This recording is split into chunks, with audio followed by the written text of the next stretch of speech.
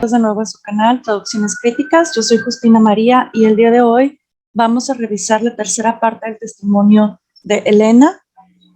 Su artículo se llama By Any Other Name, por cualquier otro nombre, pero yo he decidido nombrarlo como Tumblr me hundió en la ideología trans por cuestiones descriptivas. Un punto antes de donde terminamos la última vez. Recordando que aquí Elena había sido internada en un hospital psiquiátrico en 2 ocasiones y salió. Dice, cuando salí, decidí que estos programas no me estaban ayudando y que una vez me desinscribiera de todo esto, iría al centro local LGBT para tener un nuevo terapeuta, un nuevo trabajo, intentar hacer amigos, cosa que no sucedió hasta que empecé a detransicionar. Los siguientes 6 meses trabajé en un pequeño negocio de galletas donde trabajaba largas horas, incluyendo frecuentemente turnos nocturnos de 10 horas en solitario, regresando a casa hasta las 5 de la mañana. No hay necesidad de explicar que esto tampoco era bueno para mi salud mental, pero fue ahí donde algunos cambios empezaron a suceder. Empecé a interactuar con gente y aunque no hice amistades duraderas, fue de ayuda a conocer nombres y caras familiares y estar escuchando los dramas de vida de mis compañeros de trabajo. Un compañero de trabajo que era trans me pasó la información de una organización trans que otorgaba créditos para cirugías trans, pues mi seguro no lo cubría. Mi compañero de trabajo me mostró el sitio web para inscribirme, pero siempre lo dejé para después. Fue extraño, pues públicamente siempre hablaba de cuánto quería tener mis cirugías. Así que nunca obtuve esas cirugías, algo por lo que estoy extremadamente agradecida hoy. Durante una de esas solitarias y largas noches de turno, tenía demasiado tiempo para reflexionar. De alguna manera, me volvía un poco loca, pero dispersé entre la neurosis general. Había momentos de claridad, dispersos, yo creo que decía. Recuerdo que decidí quitarme el binder. Es la prenda que aplasta los pechos para que luzcan planos como de hombre, entre comillas. En el trabajo, por primera vez, pues estaba yo sola junto a otro compañero de trabajo que siempre estaba sentado hasta atrás y porque esa cosa dolía. Se sentía mucho más natural no tener nada apretando mi pecho debajo de mi camisa de trabajo. Empecé a saltearme las inyecciones de testosterona porque me ponía demasiado ansiosa la inyección, por lo que me estaba inyectando solo 1 o 2 veces al mes. Con esto, mis crisis disminuyeron drásticamente. Recuerdo buscar hilos de conversación en Tumblr para saber qué hacer si transicionar no estaba ayudando a mi salud mental. Había muchos posts haciendo esta pregunta y por mucho la respuesta más común era solo seguir y que algún día, cuando ya pasaras lo suficiente, pasar, recordemos que es aparentar ser del sexo opuesto, todo habría valido la pena. Había momentos en donde me sentaba hasta atrás para cuestionar cada decisión que había tomado en mi vida, como la relación en la que estaba y el haberme mudado a Chicago. Pensé cómo cada una de estas cosas a las que salté desesperadamente pensando que me salvarían, no lo habían hecho ni habían ayudado de ninguna manera. Lo único que no me atrevía a cuestionar era mi decisión de ser trans. Y esto es algo que he escuchado bastante en todas las historias de transición, más bien en todas las historias de espacio transición, en donde están hablando de todos los efectos dañinos y horribles de la cirugía y cómo una cirugía salió mal y tuvieron que irse a otra cirugía de emergencia y luego otra reconstructiva y lo que iba a ser un proceso de 3 cirugías, porque además así lo hacen por partes, resultaron 9 cirugías con infecciones, con sepsis, algunas iniciando necrosis, o sea, cosas bien peligrosas, bien graves, pero no llegan a cuestionar si, o sea, al núcleo, ¿no? Al núcleo que los llevó a todo esto, el cuestionar la transición, cuestionar la ideología trans. Y es una falta de introspección o el no querer confrontar la realidad. Es más sencillo seguir huyendo de esto que enfrentarte pues, al arrepentimiento, a la vergüenza, a la culpa y a la traición, porque así lo maneja también la comunidad trans. Bueno, lo único que no me atrevía a cuestionar era mi decisión de ser trans. Eso habría requerido más confrontación directa con la realidad, justo lo que decía. La llamada viene desde dentro de la casa. The call is coming from inside the house. No todos tienen un momento ajá, donde se dan cuenta que quieren detransicionar, pero yo sí lo tuve. El mío fue después de unas semanas de estar pensando ocasionalmente en mis tiempos previos a la transición, la ropa tan cómoda que usaba y cómo no me preocupaba si las cosas que me gustaban eran femeninas o no, ni si eso haría a la gente dudar de que era trans. Pensé en cuánto odiaba la manera en que la ropa de hombre me quedaba y cómo los looks masculinos se veían en mí. Y recuerdo deseando que la sociedad aceptara más a los hombres no conformes al género como yo. También deseé no ser trans. Incluso recuerdo haber publicado un texto en Reddit lamentando cómo, a pesar que ser trans me estaba haciendo miserable, sabía quién yo era realmente y que después de obtener las cirugías estaría bien al fin. Porque eso es otra cosa. O sea, incluso después de obtener las cirugías, por los testimonios que he visto de personas trans, la disforia se especializa, o sea, si tú ya habías pasado, ya tenías tu passing por las hormonas, pero todavía tienes disforia, bueno, es que siguen las cirugías. Y una vez que te operaste, se especifica, bueno, ahora es específicamente esta parte de mi cuerpo o no me gustó exactamente cómo quedó esta faloplastía o esto, lo que sea. Entonces, siguen queriendo más y más, no termina. Esta búsqueda no termina. La disforia no termina cuando transicionas. Al contrario, muchas veces se agrava. Hay un periodo, momento que se le llama euforia de género, que es al principio, un breve momento en el que después de haber hecho o cumplido una fantasía sobre tu transición, por ejemplo, la mastectomía, al principio tienen un breve momento de euforia, pero esto lo describen como algo pasajero, como algo muy breve, e inmediatamente después se reinstala la disforia de género y se puede agravar. Entonces, aquí es lo que le estaba pasando a ella. Decía, después de obtener las cirugías estaría bien al fin, pero eso no pasa. Este tipo de pensamiento, ahora me doy cuenta, tras hablar con tantas personas detransicionadas, es común en las semanas o meses antes de llegar a la detransición. Mi momento, ajá, donde cayó el 20, ocurrió en febrero de 2018, cuando Jamie hizo un videomontaje que consistía en fotos cronológicas, se me fue, esperen, en fotos cronológicas de nosotras desde el día en que nos conocimos, o sea, 2 días después de haber comenzado la testosterona, recordemos que fue cuando inició la escuela, hasta ese día con música. Mientras miraba el video, observé la manera en que mi rostro cambió de tan joven y esperanzada, y sobre todo, reconocible, a cansada, inexpresiva y extraña. Y aquí nos enseña algunas fotos de ella en su proceso de transición.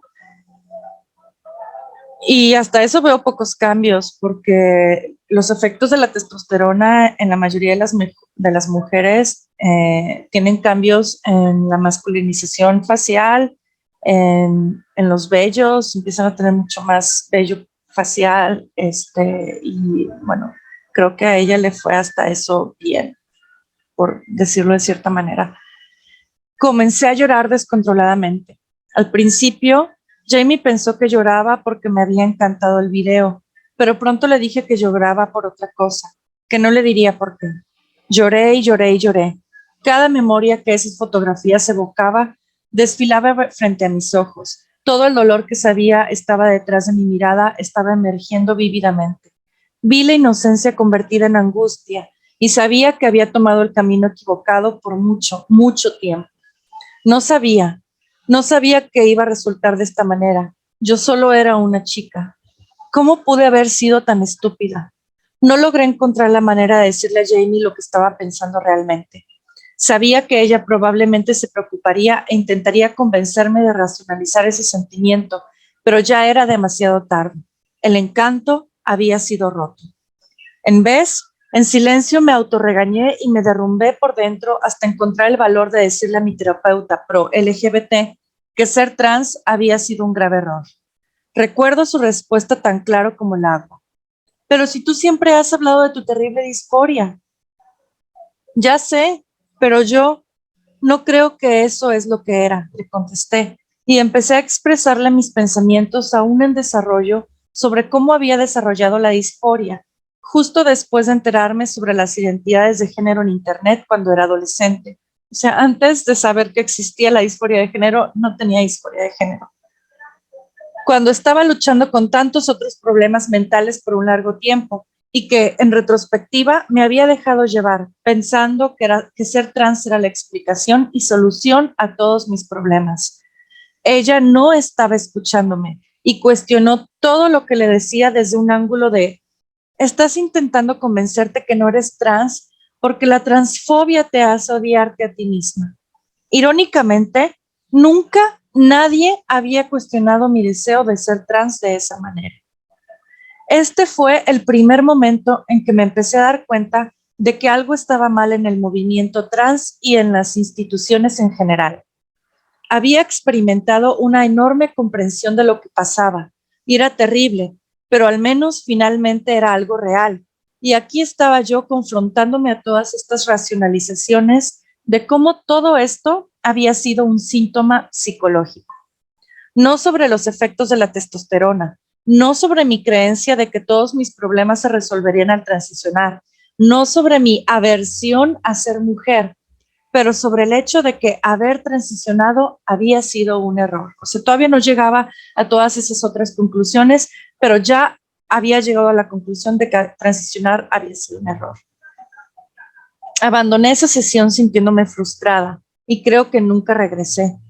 Sentada en mi coche afuera del edificio, le dije a Jamie que estaba arrepintiéndome de mi transición y cuestionando mi identidad trans en general, y previsiblemente estaba extremadamente enojada. Reaccionó con enojo, diciendo que debía estar confundida, e igual que mi terapeuta, me acusaba de tener estos pensamientos debido a otros problemas mentales, pues solo una persona loca podría arrepentirse de ser trans. Ella no estaba siendo singularmente dura conmigo, pues esta reacción es algo común dentro de la comunidad trans. Por un lado, hay un deseo de incentivar a la gente que aún no lo ha hecho a cuestionar su género. Algunas personas llaman a esto romper el huevo o romper el cascarón. O sea, romperles el cascarón a la gente haciéndolos cuestionarse sobre su género. Del otro lado, hay un inmenso temor de que la gente cambie de opinión sobre ser trans o crear la transición. O sea, puedes cuestionar hacia allá, pero de regreso, no.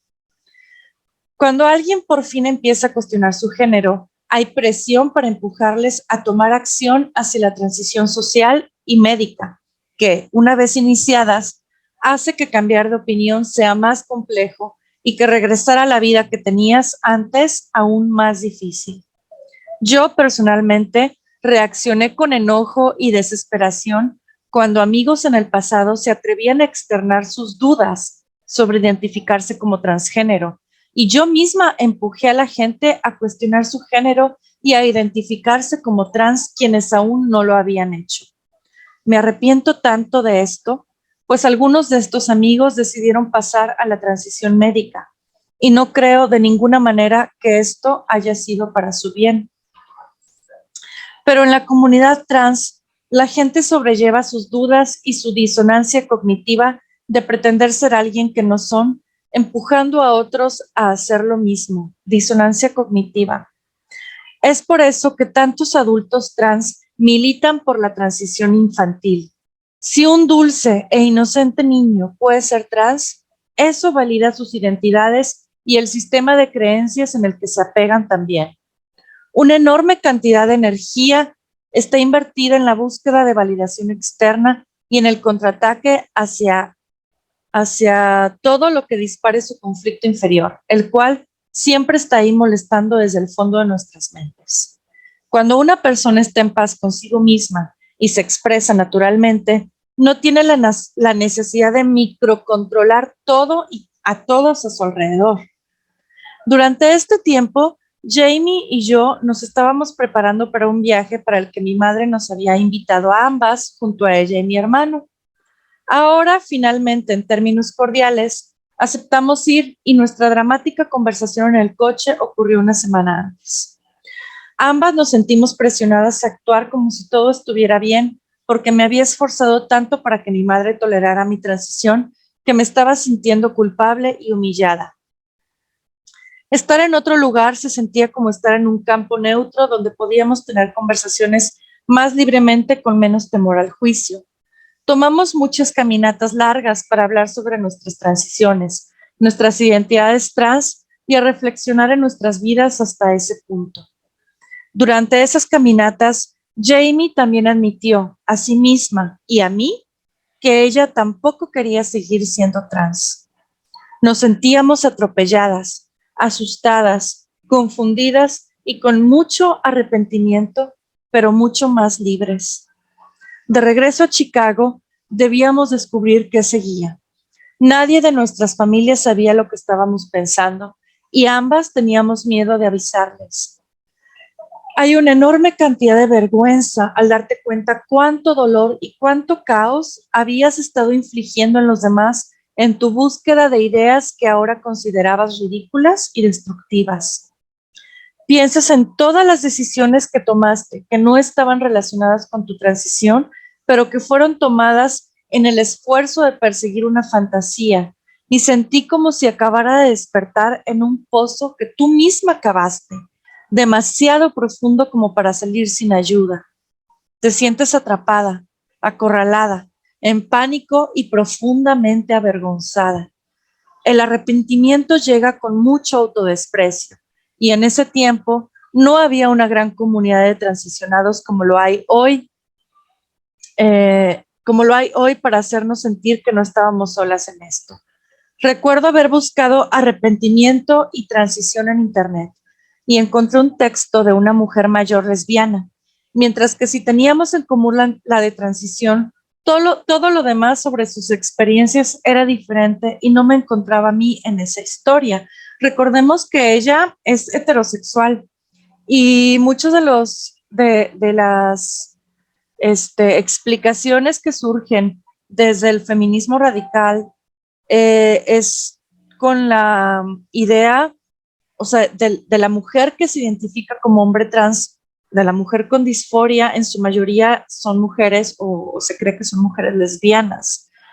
Y esta explicación no encajaba en la historia de Elena. Por eso es que ella decidió finalmente hacer este artículo, porque desde el feminismo radical no encontró muchas explicaciones, pero no encontró su historia. Sentí un latigazo emocional, como si acabara de despertar de una maldición que duró 5 años y por lo que estaba sufriendo amnesia sobre el cómo llegué al punto en el que estaba. Tenía hambre de pistas que me ayudaran a encontrarle sentido a mi posición. Empecé a buscar en internet palabras clave como arrepentimiento, buscando cualquier cosa que resonara con lo que yo estaba experimentando. Sabía que la narrativa estándar trans estaba mal, al menos en mi caso, pero el buscar otras perspectivas también me asustaba. De hecho, me llamé a mí misma no binaria y elegí un nombre neutro para continuar, pues yo seguía teniendo un reflejo aversivo hacia mí misma, a ser una asquerosa mujer cis. Se sentía increíblemente incómodo, más incómodo aún que ser female to male, mujer a hombre, pero abandoné esto demasiado rápido. Una vez rota la maldición, las mismas viejas técnicas para autoengañarme ya no eran tolerables. Recuerdo cuando encontré el foro en Reddit de trans, que en aquel tiempo tenía apenas 100 suscriptores, si la memoria me funciona bien. Ahora tiene decenas de miles de suscriptores. Esto me sirvió para conocer que al menos un grupo de personas allá afuera estaba sintiendo lo que yo. Cuando tuve mi epifanía de transición, inmediatamente quise volver a lucir como una chica. La ropa de hombre, el cabello corto y mi pequeño bigote de testosterona me daban asco al contemplar. Compré ropa básica, como unos leggings y mangas largas, blusas con cortes femeninos, cosas simples que usaba antes de transicionar. También compré maquillaje barato y una peluca. Aunque esto ayudó a que mi reflejo en el espejo fuera menos choqueante, me sentía como un hombre en drag. Era realmente asqueroso, un sentimiento de incomodidad. No sabía si alguna vez volvería a sentirme normal. El darme cuenta que mi fantasía escapatoria que me prometía salvarme de mi miseria adolescente había sido un fraude, me regresó de vuelta a la misma miseria. Me sentía desesperanzadamente atrapada. De alguna manera, continué a obtener trabajos en donde terminaba teniendo turnos enteros yo sola, que una vez más hizo las cosas difíciles de cierta manera, pero también me permitía tener mucho tiempo para investigar en Internet. Y fue durante uno de esos largos turnos en solitario que encontré un hilo en Reddit llamado Crítico de Género. Al principio, el lenguaje transfóbico, como el llamar a una mujer trans hombre, me horrorificó. Me sentía tan culpable de incluso leer esas palabras frente a mí, pero no podía voltear a otro lado. Fue mi primer encuentro con una perspectiva que no fuera la corriente actual de ideas, la cual ahora no era la correcta para mí. Seguí buscando los subtemas sobre transición y arrepentimiento y vi otras mujeres jóvenes con historias similares a la mía. Hice una publicación y comentarios positivos y de apoyo. Y recibió comentarios positivos y de apoyo. Alguien me recomendó el libro Borrado de Mujeres de Ruth Barrett, quien me presentó tanto hechos claros que contradecían la narrativa trans y una imagen alterna y positiva del ser mujer. Aún recuerdo el momento exacto, en cuclillas con el iPad del trabajo, sola en la tienda de smoothies, cuando tuve la alucinante claridad de que yo no era la única en estar pasando por esto, pero fue para mí un fenómeno entero, aunque parezca obvio porque lo estaba buscando para ella darse cuenta de que no estaba sola en este fenómeno trans y fenómeno de trans, para ella fue una epifanía. Había sido manipulada, habían abusado de mí y me había visto envuelta en una comunidad que actuaba como un culto. Por un corto periodo de tiempo, me entusiasmé con el feminismo radical y la perspectiva feminista crítica de género me llamó enormemente. Seguía sintiéndome confundida y acostumbrada a recibir validación externa, así que intenté acomodarme en la narrativa de la lesbiana que transiciona debido a homofobia internalizada y misoginia, que vi que era la común en los círculos críticos de género. Pero recordemos que la teoría no explica la realidad sola. Hay algo de la psicología social, sociológico, creo que está inspirado en Paulo Freire, que hay que ir de la realidad a la teoría y luego de la teoría a la realidad. Bueno, es de la práctica a la teoría y de la teoría a la práctica. Pero intentar explicar toda la realidad desde la teoría que ya tenemos, pues nos vamos a quedar cortos. Hay que ir y ver y estudiar la realidad, estudiar qué está pasando y regresar y teorizar. Y así. Entonces, quedaba corta esta teoría porque no encajaba con su experiencia, porque estas teorías estaban hablando de mujeres lesbianas que sufrían homofobia internalizada y misoginia, que ella también sufría misoginia, pero ella no sufría homofobia internalizada y ella no era lesbiana. Entonces, faltaba entender cómo pasó y cómo está pasando a muchas mujeres y muchos hombres también, quizá.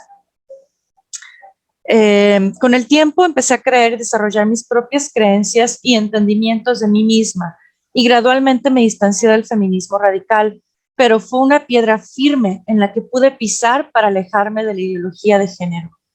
Del grupo crítico de género encontré sobre grupos de padres y abogados como Fourth Wave Now y Lily Maynard, a quienes le escribí un ensayo a inicios de mi transición. Aquí pude leer mucha información e investigación sobre el transactivismo, corrupción, captura institucional y regulatorio, y más crítica ideológica del movimiento trans que no venían de una perspectiva feminista. Encontré sobre iniciación rápida a la disforia de género, ROGD por sus siglas en inglés, que es un término acuñado por la investigadora Lisa Littman.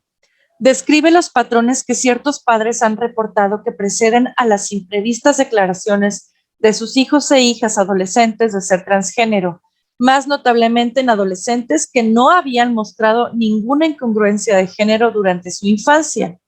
Leí su estudio y estaba por marcar cada punto de la lista. Dificultades psicológicas preexistentes. Check. Un grupo de amigos donde comienzan a identificarse trans en conjunto y al mismo tiempo. Check. Deterioro en salud mental y en la relación con sus padres desde su identificación trans. Check.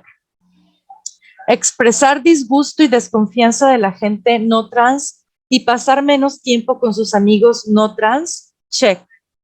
Aislamiento de la vida familiar. Check. Solo confiar de información sobre género de fuentes progénero. Check. Aumento del uso de vida social virtual directamente precediendo de la identificación trans. Check. Estaba en shock. Esto era yo. Quizá aún más importante, esto éramos todos. Todas esas mujeres biológicas que había conocido y con quien me había hecho amiga en internet y fuera de él, que se identificaban trans, esta era nuestra definición exacta. Mientras investigaba este fenómeno, también aprendí que en los años en que empecé a identificarme como trans, la demografía de personas buscando la transición había cambiado drásticamente.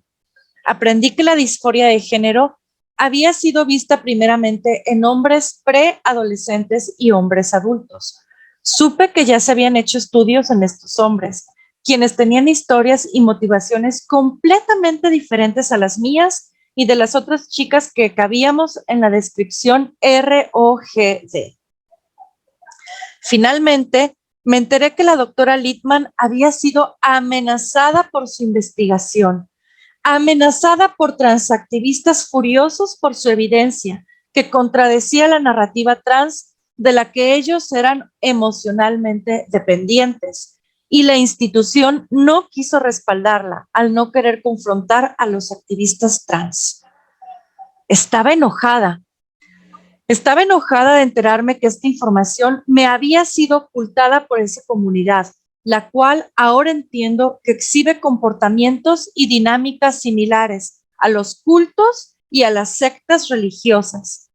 Estaba enojada que los profesionales de la salud no entendieran todo esto y no hicieran el esfuerzo de leer más información sobre esta población y sobre la disforia de género. Estaba enojada de haber sido afirmada en cada paso por este camino y que solo había sido cuestionada cuando empecé a expresar mi arrepentimiento. Estaba enojada de que la gente que estaba genuinamente interesada en entender este nuevo fenómeno fuera amenazada, y estaba enojada de saber que yo los habría amenazado también si hubiera sabido de esto hace poco, antes de transicionar, quiere decir. Esto me inspiró a revivir mi antigua cuenta de 25 seguidores que había hecho cuando estuve en la uni y que había terminado por abandonar. Furiosamente, comencé a escribir un hilo defendiendo la idea del ROGD y ofreciendo detalles de mi propia trayectoria y de mi vida para defenderlo. No sabía si alguien vería mis publicaciones, pero quería sacar de estos pensamientos fuera. La gente sí lo vio y comencé a interactuar con otros de transicionadores, padres de familia y críticos de género. Escuchar cuán profundamente tanta gente ha sido afectada por este fenómeno que ha sido tan dañino, para mí fue demasiado vigorizante y me apasioné por entenderlo y a mi propia experiencia tan brutalmente como pudiera, intercambiando ideas con otros que se habían perdido en la confusión como yo. Cuando comencé a sentirme fuerte por el conocimiento de que esto era un fenómeno social y no un fracaso personal, decidí que le diría a mis padres cuando los volviera a ver. En algún punto de la primavera de 2018 me invitaron a visitarlos en mi pueblo. Sentí cómo me iba poniendo más y más nerviosa mientras el día de mi vuelo se acercaba, y ese día yo era un manojo de nervios.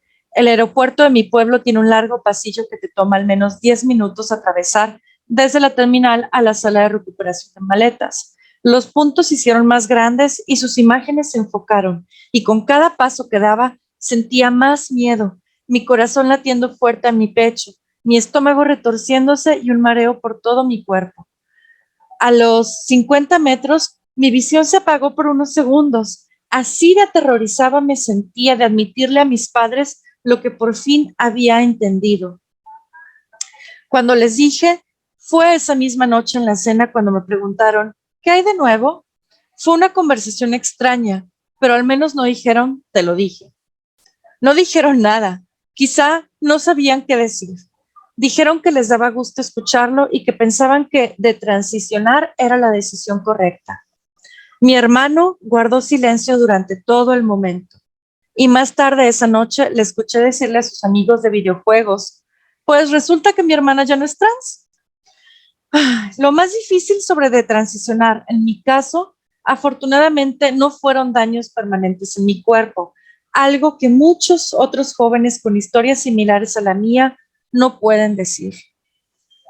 Lo más difícil para mí ha sido reconocer y aceptar las malas decisiones que tomé que hicieron mis problemas emocionales mucho más dolorosos. Mi habilidad de adaptarme socialmente y de tener relaciones sanas fue mucho más difícil y en general tomó mi vida en una dirección inesperada de la cual ha sido muy duro escalar fuera. En muchos sentidos, sigo aún escalando fuera. Los años que siguieron a mi decisión inicial de transicionar han llegado con obstáculos que, cada vez que supero uno, me ha requerido madurar más allá de mi edad. Estoy muy agradecida por eso y también aprendiendo a disfrutarme y respetarme, pero también todo esto ha hecho encontrar mi lugar en el mundo. He seguido luchando con muchos de los problemas originales que me orillaron a identificarme como trans en primer lugar, como la ansiedad social y ansiedades sobre no encajar, mi imagen corporal deteriorada, duelos infantiles sin resolver, vergüenza y conflictos familiares. Vivir la vida en un delirio e ir a extremos tan lejos para perseguir una mentira te impide encontrar la vía de resolución real a problemas humanos tan naturales.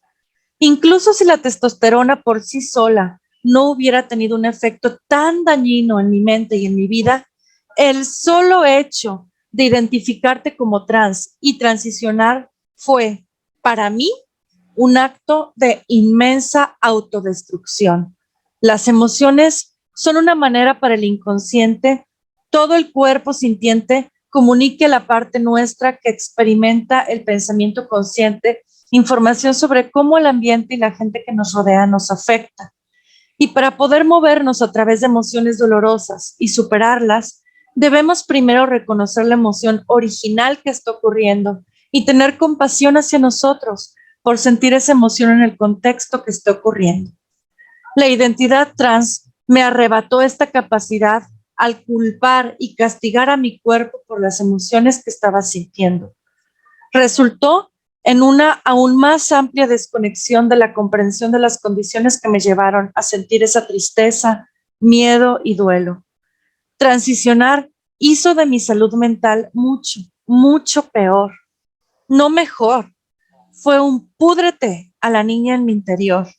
Fue decirle o decirme que ella no importaba. Fue decirle que la odiaba y que la quería aniquilar.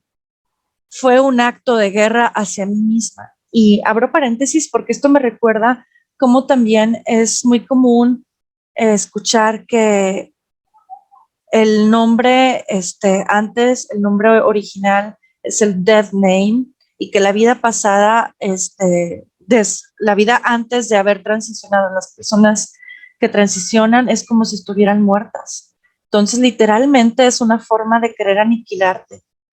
Es un odio a ti mismo no tratado y un intento por autodestruirte de manera inconsciente. La guerra contra ti mismo viene con un costo. En el recuento de los daños, hay incendios que sacar, cenizas y restos que limpiar, torres que reconstruir y campo que fertilizar para que la vida pueda un día volver.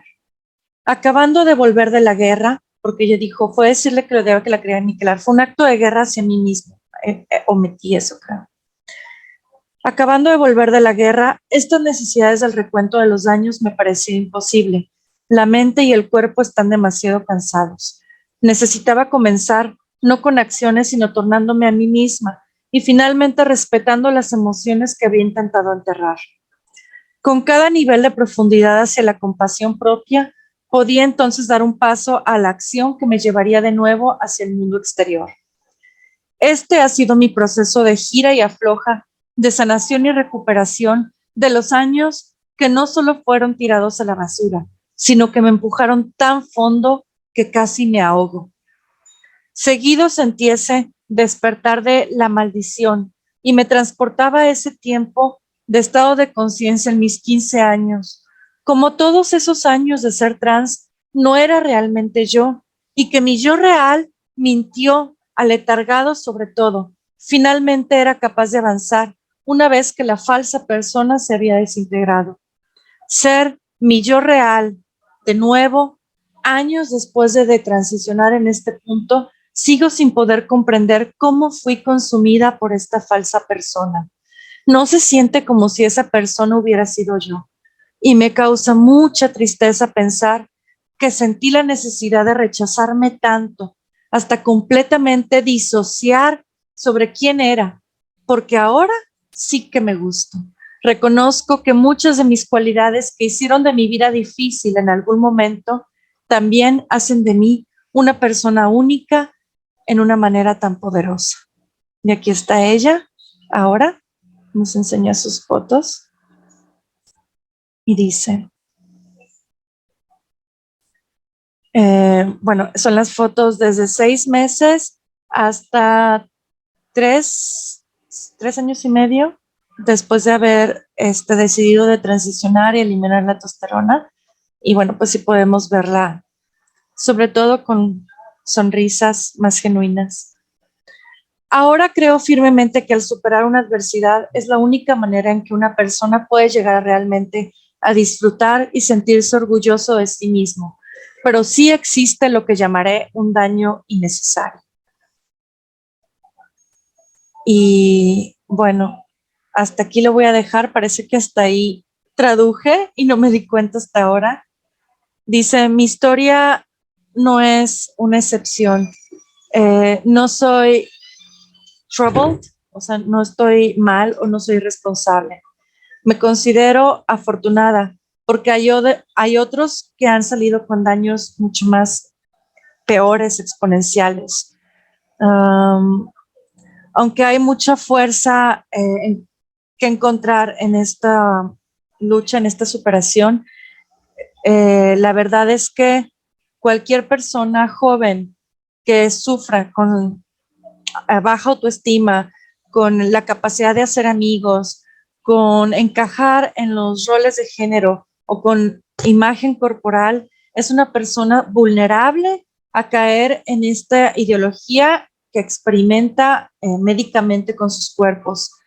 Y bueno, espero que les haya sido útil este testimonio de esta historia de transición y de transición de Elena. Y voy a continuar. Si ustedes tienen ideas, comentarios sobre algunas historias que les gustaría que tradujera, también pueden hacérmelo, escribírmelo aquí abajo. Y bueno, muchas gracias por escucharme. Adiós.